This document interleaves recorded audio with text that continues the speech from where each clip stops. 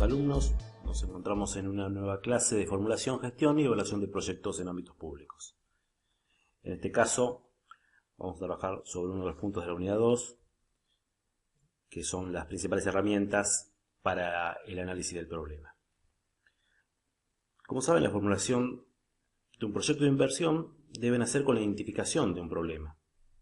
Una vez que se ha identificado correctamente un problema, de manera clara y precisa, lo que hay que hacer es analizarlo, lo que nos permite determinar la imagen completa de la situación problemática existente. Entre los aspectos más importantes para analizar se encuentran las causas y los efectos del problema, es decir, identificar cuáles son las causas y cuáles son los efectos que genera ese problema, identificar los objetivos que buscamos para solucionar ese problema, cuáles son las acciones para la solución del problema y las alternativas que tenemos de acciones para evaluar luego cuál elegir. Entre estas principales herramientas, son algunas de ellas, no todas las que existen, tenemos el árbol de efectos, el árbol de causas y el árbol de problemas. Yendo específicamente al árbol de efectos, bueno, es un árbol que examina justamente los efectos del problema. Es un sencillo pero excelente instrumento para identificar las repercusiones del problema. Consiste en representar gráficamente el problema y sobre este los efectos encadenados que hay. Entonces, primero debemos definir el problema. Una vez que lo definimos de manera precisa y concisa al problema, construimos este árbol de efectos. Supongamos que tomamos como ejemplo este problema: alta tasa de accidentes en una intersección. Lo que hay que hacer entonces es colocar sobre el problema los efectos directos o inmediatos unidos con flechas, de esta manera, por arriba del cuadro de definición del problema. Por ejemplo, en este ejemplo sería alta mortalidad, podría ser gran número de heridos, podría ser grandes daños a la propiedad, un descontento con el municipio. Estos son algunos de los efectos.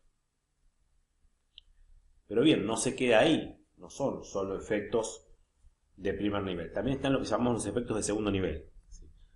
Hay que estudiar si para cada efecto de primer nivel hay otros efectos derivados de estos. Y eso se colocan en el segundo nivel, también unidas por flechas, pero que salen de estos efectos de primer nivel, que son los que lo provocaron. Por ejemplo, en este caso, altos costos de atención de salud, alta inexistencia laboral, altos costos de reparaciones, pérdidas de votos podrían ser. Y así hasta llegar a un nivel en el que se considere superior dentro de la órbita de competencia. Y podríamos tener estos ejemplos en este caso: pérdida de productividad, menor calidad de vida. Si aparecen efectos importantes, el problema amerita solución. Y se procede luego entonces a la siguiente etapa, que es el análisis de las causas. ¿Sí? Lo que hay que hacer es entonces identificar cuáles son las causas posibles del problema y representarlo gráficamente debajo del recuadro del problema. Así construimos entonces el árbol de causas. Seguimos con el caso de alta tasa de accidentes de intersección. Podrían ser entonces, buscando las causas, construimos esas raíces encadenadas del árbol de esta manera. En este ejemplo podría ser la causa del exceso de velocidad de los vehículos, el gran número de peatones cruzando en esa intersección, que haya visibilidad limitada, la falta de señalización. Es recomendable siempre dar rienda suelta, en este paso dar rienda suelta a la creatividad. Una buena definición de las causas, de manera exhaustiva, aumenta la probabilidad de llegar a soluciones exitosas. De la misma manera que en el árbol de efectos teníamos efectos de segundo nivel, en el árbol de causas también. De las causas del problema principal pueden surgir otras causas. ¿Sí? En este ejemplo podrían ser las que vemos a continuación: gran distancia de los semáforos, que no haya semáforos en esa esquina, que no haya señal de prioridad, imprudencia de los peatones, imprudencia de los conductores, la inexistencia de algún puente peatonal.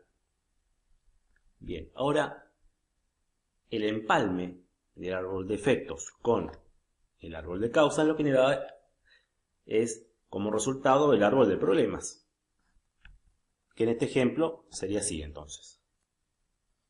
En el centro del gráfico se representa el problema de manera precisa, clara y corta. Por arriba del problema, los efectos de primero, segundo y tercer nivel si los hubiera.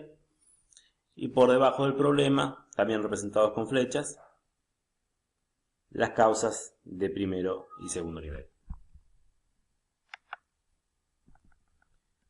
Bueno, así finalizamos entonces con este instrumento, o con estos instrumentos que son los árboles de causas, de efectos y el árbol de problema, que es uno de los tantos instrumentos, pero uno de los principales que se usan para una buena definición de problema y un buen análisis de problema.